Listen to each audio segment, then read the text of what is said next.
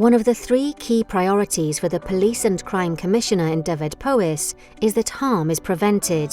We want to prevent harm to individuals and communities caused through crime, antisocial behaviour and vulnerability. Why is this important? We need to reduce the number of incidents within our communities and develop our use of early preventative action and problem-solving approaches. How?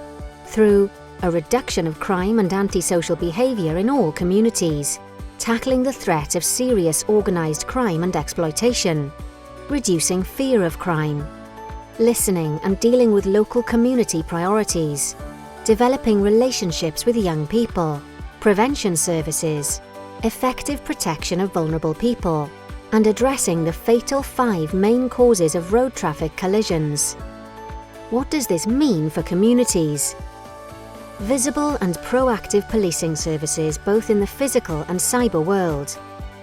Working together to tackle the root causes of crime and antisocial behaviour. A public health approach to high community harm problems, including substance misuse, violence against women and girls, and mental health.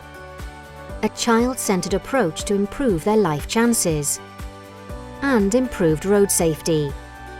For more information on the Police and Crime Commissioner's vision and priorities for Dyfed-Powys, download the Police and Crime Plan from our website.